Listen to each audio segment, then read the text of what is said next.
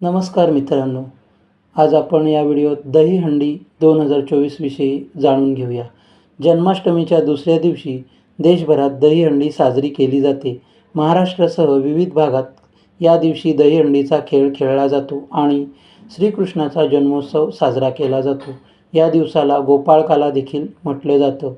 देशभरात दरवर्षी दहीहंडीचा उत्सव मोठ्या जल्लोषात साजरा केला जातो. श्रावण महिन्यातील कृष्ण पक्षातील नवमी तिथीला दहीहंडीचा सण साजरा केला जातो. हा सण विशेषतः गुजरात, महाराष्ट्र आणि गोव्यात मोठ्या थाटात साजरा होतो. दहीहंडी एक प्रसिद्ध क्रीडा स्पर्धा आहे, ज्यामध्ये अनेक जण मोठ्या उत्साहाने सहभागी होतात. दहीहंडीचा सण जन्माष्टमीच्या दुसऱ्या दिवशी म्हणजेच श्रावण महिन्याच्या कृष्ण पक्षाच्या 9व्या तिथीला साजरा केला जातो. यावर्षी कृष्ण जन्माष्टमी सोमवारी 26 ऑगस्ट 2024 रोजी साजरी केली जाणार आहे, तर 27 ऑगस्टला दहीहंडीचा सण साजरा होणार आहे. धार्मिक मान्यतेनुसार श्रावण महिन्यातील अष्टमी तिथीच्या मध्यरात्री देवकीच्या पोटी भगवान विष्णूचे रूप असलेल्या भगवान श्रीकृष्णाचा जन्म झाला. म्हणून हा दिवस संपूर्ण भारतात कृष्ण जन्माष्टमी म्हणून साजरा केला जातो. भगवान श्रीकृष्णाला लोणी खूप आवडायचे, म्हणून ते त्याच्या मित्रांसह वर चढायचे आणि दह्याने भरलेले भांडं शोधायचे. त्यामुळेच श्रीकृष्णाला माखनचोर असेही म्हटले जातं.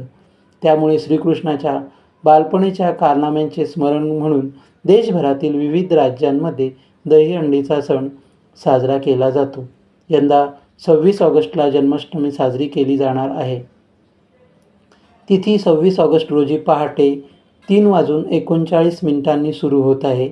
27 ऑगस्ट पहाटे 2:20 अष्टमी तिथी संपेल. कृष्ण जन्माष्टमी पूजेची वेळ मध्यरात्री 12 ते 12:45 असेल. यंदा बाळगोपाळांची पूजा करण्यासाठी 45 मिनिटांचा वेळ मिळणार आहे. तुम्हाला 27 ऑगस्टला सकाळी 11 वाजता उपवास सोडता येणार आहे. यावर्षी जन्माष्टमीच्या दिवशी सर्वार्थ सिद्धी योग जुळून आला आहे. जन्माष्टमी दिवशी सर्वार्थ सिद्धी योग दुपारी 3:55 पासून सुरू होईल आणि 27 ऑगस्टला पहाटे 5:57 चालेल. अशी स्थितीत सर्वार्थ सिद्धी योगात श्रीकृष्णाचा जन्मदिवस साजरा होणार आहे.